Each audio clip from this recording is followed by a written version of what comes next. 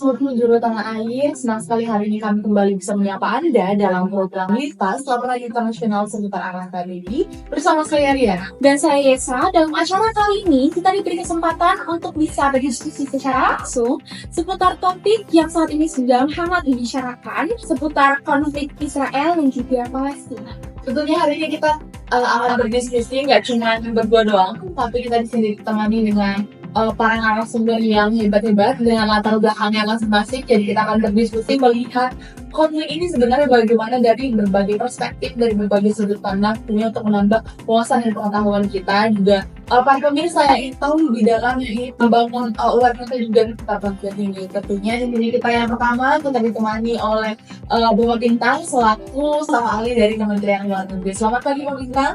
Pagi ya. Apa kabarnya Pak? Baik.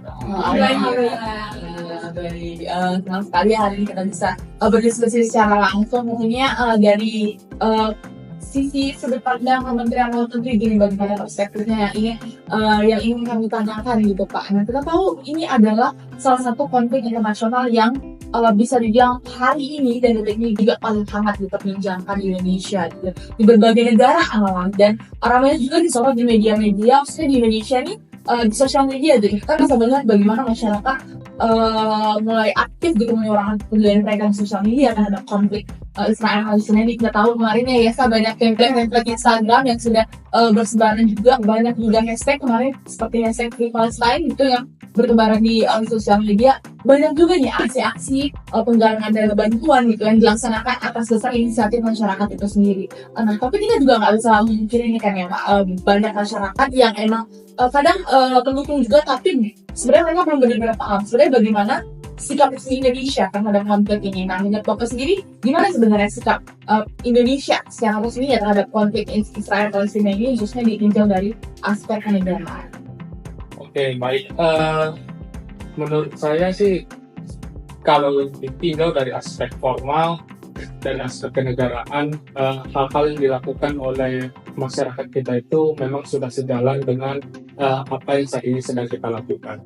Dari awal negara Indonesia ini terdiri, kita itu memang punya prinsip dasar, dan prinsip ini itu mengakar kuat tercantum dalam pembukaan UUD 1945 kalau secara tegas kita ini sebagai negara Indonesia sangat anti dengan yang namanya penjajahan, karena kalau dilihat dari sejarah memang bangsa Indonesia dulu itu merupakan salah satu bangsa yang dijajah oleh bangsa lain.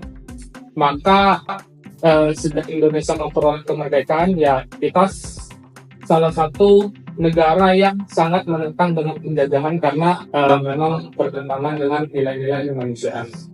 Kita juga secara tegas menyatakan bahwa penjajahan di atas dunia itu harus dihapuskan dan kemerdekaan bagi setiap bangsa itu adalah hak. Jadi secara aktif kita juga selalu menyuarakan kemerdekaan Palestina karena memang itu salah satu concern dari kita sendiri sebagai salah satu bangsa yang dunia pernah merasakan di momen itu. Jadi kita sebagai negara Indonesia sangat mendukung kemerdekaan Palestina baik di organisasi dan forum-forum internasional. Kita salah satu negara yang sangat aktif dalam menyuarakan kemerdekaan Palestina. Mungkin bisa dilihat di berbagai berita yang ada di media dan internet. Banyak aksi yang sudah kita lakukan, salah satunya mungkin aksi yang dilakukan oleh Menteri Luar Negeri kita, Ibu Retno.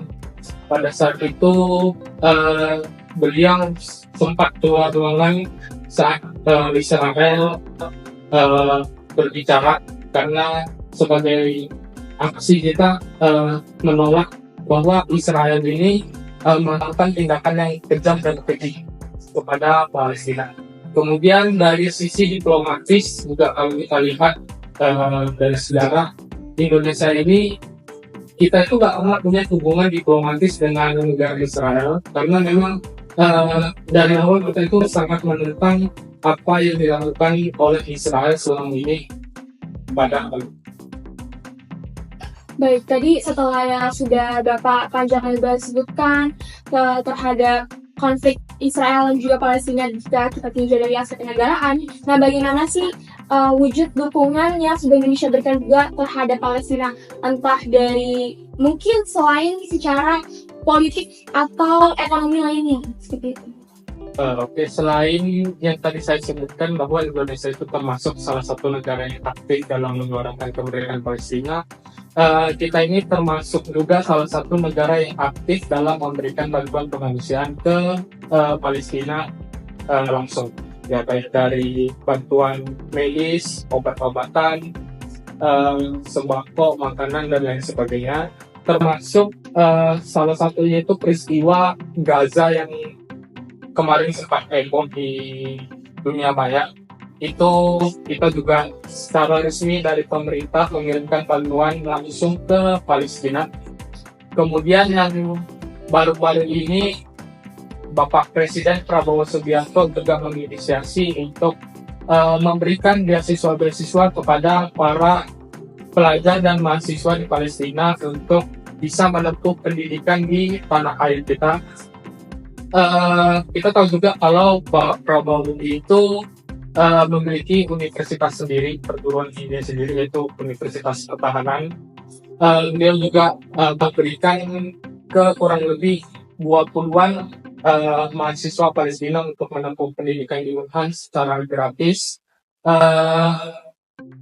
Ya begitu, kalau dari sisi bantuan yang bisa kita berikan ke Palestina sendiri, karena memang kalau misalnya kita ingin membantu lebih jauh, pasti kita punya keterbatasan. Jadi untuk saat ini hanya ini yang bisa Indonesia berikan ke Palestina. Karena kalau misalnya kita ingin memberikan bantuan militer, itu kondisinya mungkin tidak memungkinkan karena memang kondisi politik dan militer yang kita tuh bebas dan aktif. Jadi ya kita berusaha untuk senetral mungkin. Jadi lebih mengedepankan pendidikan dan juga kesehatan dalam bantuan sosial. Iya, intinya ini maksudnya cukup kompleks juga ya Pak. Jadi memang kita berikan apa yang bisa kita berikan, dan juga selain kita memperjuangkan terkait kemerdekaan Palestina, kita memberikan apa yang memang mereka sedang mengumumkan saat ini gitu. Karena kita tidak bisa jadi kita nggak tahu sampai kapan konfliknya akan berlangsung, dan kita berikan apa yang bisa kita berikan. Benar.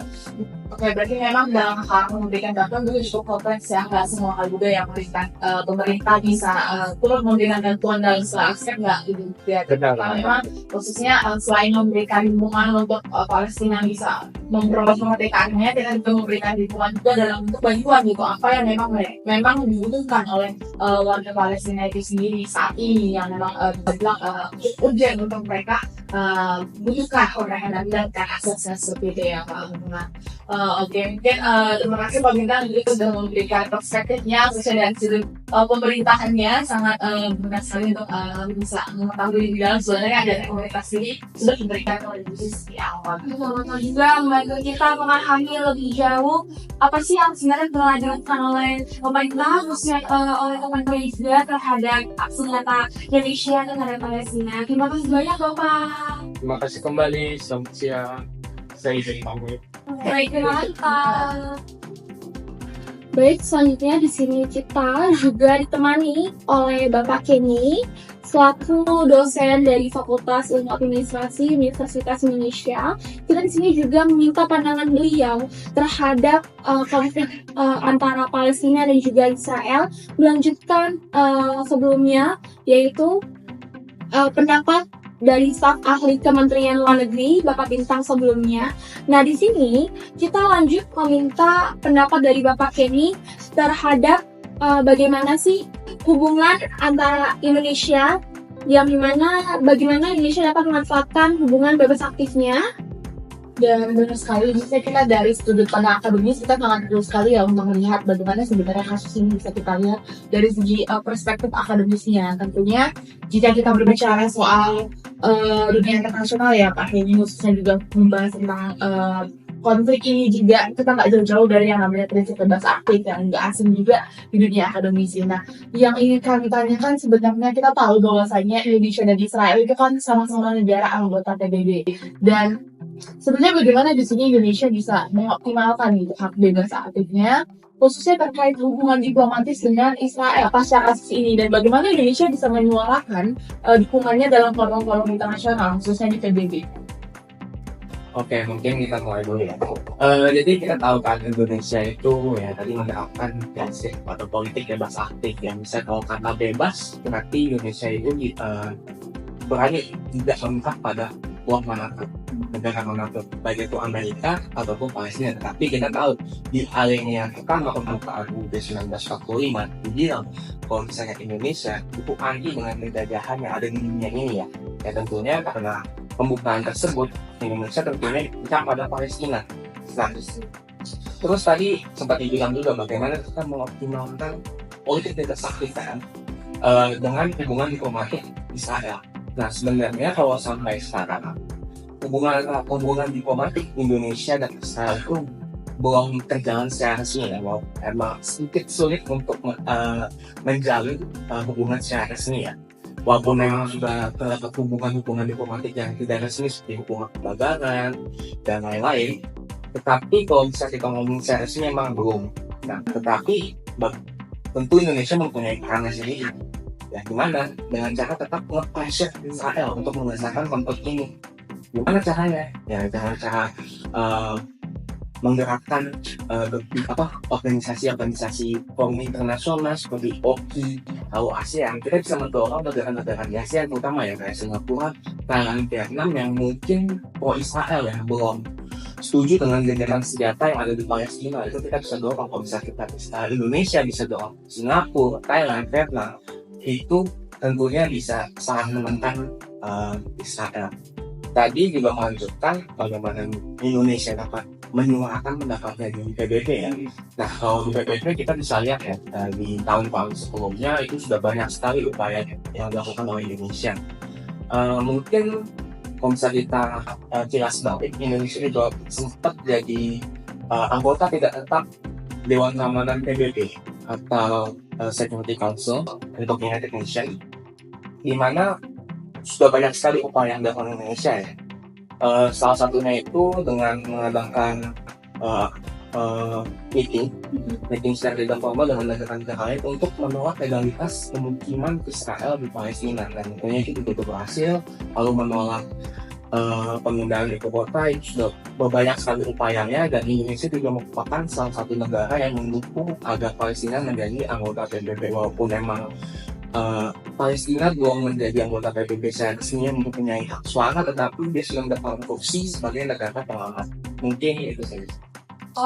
Berarti cukup jauh juga ya sebenarnya bagaimana Indonesia mendukung negara Palestina gitu untuk memperjuangkan hak. Oh iya, itu benar juga biasa dari yang saya dengar dari Pak Edi tadi saya dapat menyimpulkan bahwasanya bagaimana di sini peran organisasi internasional juga adalah salah satu media kita untuk bisa mendorong support kita juga untuk Palestina betulnya Pak Edi, dan Indonesia di sini dalam menjalankan atau mengimplementasikan supportnya masih dalam rangka atau solusi internasional, dalam rangka diplomasi juga, yang pastinya memberikan support secara positif dalam kakak-kakak tersebut dan gak lewat dari kantor-kantor internasional juga sekali. Mungkin sebelum kita masuk ke pesan Bapak Kenny secara lebih luas terhadap apa sih yang ingin disampaikan Indonesia melalui dukungan terhadap Palestina, mungkin sebelumnya kita bisa masuk ke bagaimana sih pendapat Bapak Kenny terhadap wacana Presiden Prabowo Subianto terhadap evakuasi warga Gaza ke Indonesia, dan warga Gaza itu 1.000 warga Gaza ke Indonesia. Bagaimana sih Kak? Oke, kalau soal wacana itu sebenarnya saya sebagai akademisi tentu harus melihat itu dari sisi netral dulu ya. Mungkin kalau dari pro-nya ya, ini benar-benar menunjukkan sih upaya langkah nyata Indonesia dalam membantu atau menyelesaikan konflik antara Israel dan Palestina. Itu udah poin satu. Tetapi tentu ada pro dan kontra ya. Untuk kontranya menurut saya banyak sekali. Nah, yang pertama mungkin ya, kan kita tahu ekonomi Indonesia ini sedang di tahap yang ya bisa dibilang kurang bagus. Ada KFA, lalu ada nilai rupiah yang semakin menurun, dan mungkin menyebabkan potensi inflasi yang sangat besar. Nah, terus juga dapat menyebabkan PHK ya untuk hal-hal tersebut. Nah, mungkin dari segi biaya itu menurut saya menjadi faktor utama. Oke. Nah, lalu yang kedua, kalau menurut saya ini banyak ahli yang mengatakan kalau misalnya langkah yang dilakukan Prabowo ini bisa dibilang sebagai upaya mendepak untuk bisa juga melobi Presiden Trump agar Trump itu istilahnya tidak menerapkan tarif tersebut ke Indonesia lah tentunya.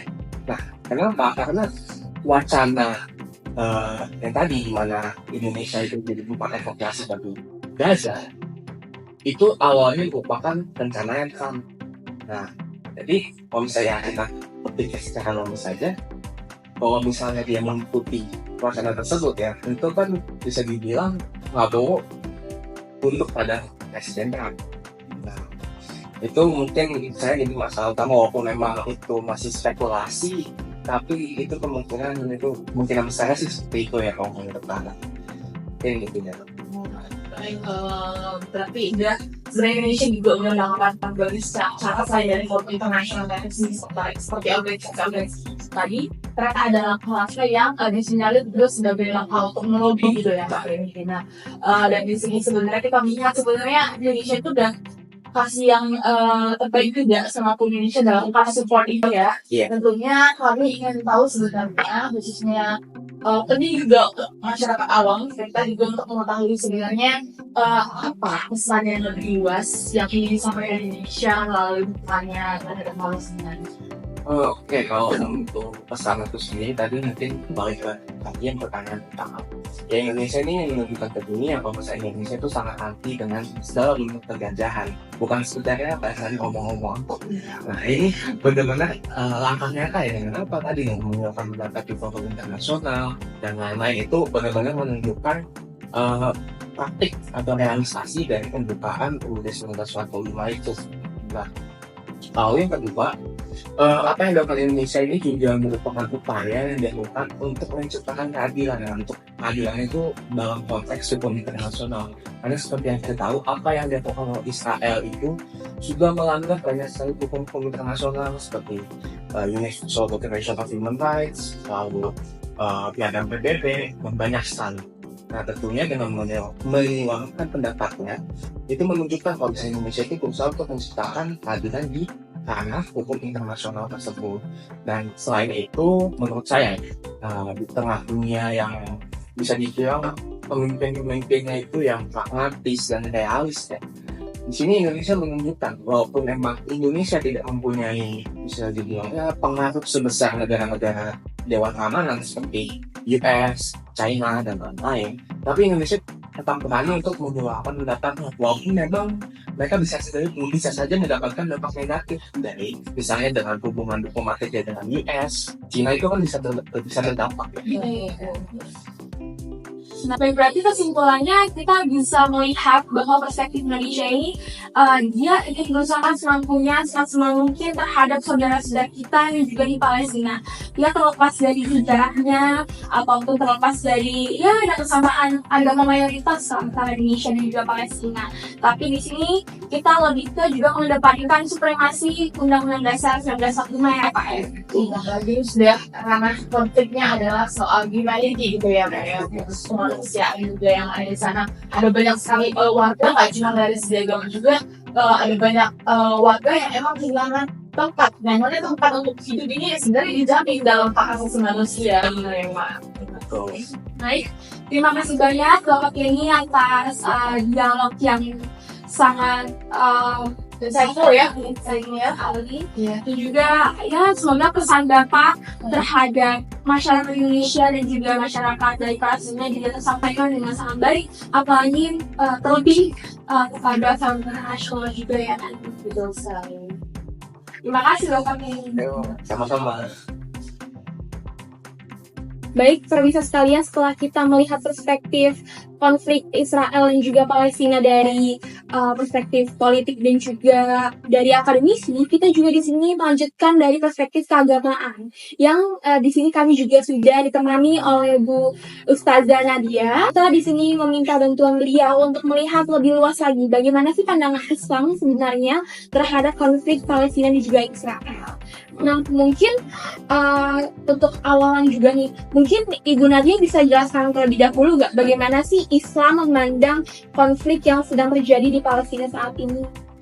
Oke, kalau dari dalam pandangan Islam sendiri ya terhadap konflik dari Israel dan juga Palestina ini tentu melihat ini adalah bentuk dari kezaliman dan juga bentuk penjajahan terhadap rakyat Palestina yang memang mereka secara sah atas tanah wilayah tersebut. Nah, kalau dari Islam sendiri itu mengajarkan kepada umat muslim ya, bahwasanya kita tuh harus membela kaum yang tertindas dan juga menentang segala penjajahan. Nah, hal ini juga tercantum dalam Al-Quran surah An-Nisa ayat 75. Nah, ini dalam surah ini itu menegaskan bahwa kita sebagai muslim kita harus membela kaum yang tertindas dan juga menentang segala bentuk penjajahan gitu. Hal ini merupakan bentuk namanya jihad fisabilillah yang artinya berjuang di jalan Allah. Nah, ini tidak hanya dalam bentuk kekuatan fisik aja, tapi juga melalui seperti doa, advokasi, kemudian bantuan kemanusiaan maupun penyebaran dalam suatu kebenaran. Nah, berarti ya memang sebenarnya Islam tuh cinta kedamaian gitu ya, dan juga membela kaum yang tertindas. Tapi sebelum saya juga berpikir antara Israel dan juga Palestina bisa berdamai, tetapi katanya di dalam Al-Quran itu jikalau Palestina itu menang, itu katanya juga terjadi. Apakah betul? Oke, mungkin banyak sekali gitu ya orang-orang yang benar-benar melihat kalau misalnya konflik ini tuh merupakan konflik agama gitu antara Islam dan juga Yahudi. Namun nyatanya ini konflik yang jauh lebih kompleks dan ini merupakan bukan konflik agama, tapi ini merupakan bentuk dari pelanggaran hak asasi manusia dan juga bentuk penjajahan gitu terhadap rakyat Palestina. Namun nyatanya itu di Gaza itu kan yang menjadi korban itu tidak hanya umat muslim aja, tapi juga non muslim gitu. Dan yang hancur gitu, yang hancur itu nggak hanya masjid-masjid saja, tapi juga tempat ibadah non-muslim lainnya juga hancur akibat serangan dari Israel. Nah, jadi memang wilayah Palestina ini kan memang dari awal tuh dirampas gitu oleh Israel, dan juga bahkan kekerasan secara militer gitu. Jadi memang konflik ini tuh bukan konflik agama, melainkan bentuk penjajahan terhadap tanah Palestina seperti itu. Nah, pandangan bahwa apabila konflik Palestina dan juga Israel itu mereka tuh damai, apakah mereka pokoknya udah selesai gitu ya, merupakan tanda-tanda gitu ya, tanda-tanda dari kiamat atau akhir zaman tuh menurut saya itu tafsirannya keliru gitu dari sebagian banyak orang, karena memang sebenarnya tuh ada hadis yang menjelaskan bahwa ada perang besar di wilayah Syam, yang merupakan wilayah Syam ini tuh dikenal memang wilayah yang sangat tekan dalam skenario akhir zaman. Namun nyatanya itu nggak ada dalil yang pasti yang bilang gitu bahwa apabila Palestina dan juga Israel itu udah selesai damai, itu yang akan terjadi akhir zaman tuh nggak ada. Jadi menurut saya tafsiran yang keliru gitu dari banyak orang. Oke, berarti sebenarnya dari yang saya tangkap ya dari pernyataan itu tadi juga misalnya sudah sampaikan bahwasanya jelas ini sebenarnya ini bukan soal konteks agama saja, gimana kita di sini pembelaan kita, dukungan kita ya, berikan bahannya selama mereka memang ada komunikasi antara masyarakat bersama mayoritas Islam gitu, bukan karena pada faktanya juga di Palestina ada banyak masyarakat gitu, ada mereka yang beragama Kristen, ada mereka Islam, ada bangsa juga, dan yang kita rasakan adalah gimana di sini hak mereka sebagai manusia gitu. Jadi bahkan konflik ini fokusnya adalah soal kemanusiaan gitu ya Bu. Jadi penting juga itu untuk masyarakat tahu, apalagi kita tahu nih hidup pikniknya kemarin dalam masyarakat Indonesia pun ada yang hukum, ada yang enggak, hanya karena ada dasar-dasar soal keagamaan dan tentang bangsa, agama A, agama B itu jadi kisah-kisah berhubungan dari juga itu adalah argumen yang keliru gitu ya. Oke, jadi mungkin menurut saya juga sudah cukup jelas. Terakhir juga saya ingin meminta pendapat Ibu gitu loh. Bagaimana sebenarnya apa pesan yang Ibu dapat berikan kepada masyarakat Indonesia terkait isu konflik Palestina dan Israel ini? Mungkin di sini saya pengen ini ya kasih pesan untuk masyarakat yang ada di Indonesia ini, untuk kita tuh harus selalu mendukung Palestina gitu ya, menunjukkan solidaritas kita terhadap Palestina apapun bentuknya, melalui doa ataupun masukan ataupun bentuk kemanusiaan lainnya seperti itu. Jadi segala tindakan kecil kalian yang kalian lakukan itu akan sangat berpengaruh besar gitu terhadap perjuangan yang ada di Palestina. Itu pesan saya. Setuju banget dengan dia, kayak banyak juga ya dari organisasi kita di Indonesia ini, kayak sangat biasa sama yang lain itu juga ya membuka adanya open donasi lah untuk masyarakat Palestina ini. Masya Allah sekali ya. Masyarakat lingkungan juga terkait ada situasi seperti itu. Terima kasih banyak Nadia atas waktunya. Oke, baik, tadi kita sudah mendiskusikan cukup panjang juga terkait dari aspek kondisi situasionalnya saat ini. Nah, mungkin kita akan sedikit mundur ke belakang terkait bagaimana ini dari aspek sejarahnya. Baik, di sini kita bersama Bapak Almer juga dari sejarawan Fakultas Ilmu Budaya Universitas Indonesia. Di sini kita mau bertanya nih Pak, kalau kita tinjau dari aspek sejarah masa lampau, apa sebenarnya yang memperkuat komitmen Indonesia untuk terus memberikan dukungan penuh kepada Palestina, dan kenapa sebenarnya dukungan ini menjadi salah satu hal yang sangat penting untuk terus digencarkan dan untuk terus disuarakan gitu? Oke, mungkin masih banyak yang bertanya-tanya, kenapa sih sebenarnya kita penting untuk bisa terus mendukung Palestina? Juga kenapa sih Indonesia ini sampai saat ini masih aktif dan juga masih konsisten dalam mendukung kemerdekaan Palestina? Sebenarnya itu bisa terjadi karena berbagai faktor, baik dari faktor historis, faktor konstitusional, dan juga faktor kultural. Dimana sebenarnya kalau misalnya kita tinjau dari awal ya, hubungan antara Indonesia dan juga Palestina itu sudah terbentuk dan itu sudah terjalin dari sebelum Indonesia itu bahkan merdeka. Dan pada saat awal kemerdekaan Indonesia itu masih sangat minim mendapatkan pengakuan dari negara lain. Nah, padahal pengakuan dari negara lain ini sangat penting dan juga sangat krusial agar Indonesia ini bisa diakui secara sah dalam tatanan internasional. Nah, pada masa ini terdapat tokoh besar Palestina yang bernama Sheikh Muhammad Amin Al-Husseini, yang dia ini merupakan seorang ulama besar secara pengaruh dan juga memiliki kedekatan dengan negara-negara Liga Arab. Nah, beliau ini memiliki peranan penting terhadap kemerdekaan Indonesia karena beliau yang mendesak negara-negara Liga Arab lain untuk bisa mengakui kemerdekaan Indonesia. Nah, sampai pada akhirnya berkat upayanya Indonesia ini bisa mendapatkan pengakuan pertamanya yang berasal dari negara Mesir. Nah, hal ini juga pastinya tidak terlepas dari peranan beliau. Maka dari itu, hubungan antara Indonesia dan Palestina ini memiliki fondasi yang kuat dan terus tumbuh hingga sekarang gitu. Terus juga dari aspek konstitusional, di mana dalam pembukaan Undang-Undang Negara Indonesia tahun 1945, lebih tepatnya pada alinea pertama yang berbunyi bahwa kemerdekaan adalah hak segala bangsa, dan oleh sebab itu maka penjajahan dan kesetaraan harus dihapuskan karena tidak sesuai dengan dari kemanusiaan dan juga keadilan. Nah, hal ini bisa kita simpulkan bahwa Indonesia itu melawan dan juga menentang bentuk penjajahan dari negara manapun dan oleh siapapun. Maka dari itu, sebagaimana sebuah amanat konstitusi, harusnya ini itu bukan dijadikan sebagai omong-omong belaka, bukan dijadikan sebagai tulisan belaka, namun juga dijadikan sebagai kompas moral bagi pemerintah Indonesia untuk bisa menentukan arah kebijakannya, terutama arah kebijakan luar negerinya. Dan dalam hal ini perwujudannya adalah dengan secara konkret terus membela kemerdekaan Palestina gitu. Nah, yang terakhir juga ada faktor agama, di mana kita tidak bisa menjadi bahwa Indonesia ini merupakan negara dengan populasi umat muslim terbesar di dunia, dan di mana akhirnya menyebabkan Indonesia dan Palestina itu memiliki kedekatan emosional akibat dari kesamaan agamanya ini. Yang dimana dalam agama Islam kita ketahui bersama bahwa Palestina itu memiliki peranan penting dan juga memiliki arti yang besar, karena Di dalamnya terdapat Masjidil Aqsa yang merupakan kiblat pertama umat muslim sebelum akhirnya dipindahkan ke Mekah, dan juga merupakan tempat Isra Mi'raj. Isra Mi'raj merupakan mukjizat terbesar Nabi Muhammad gitu.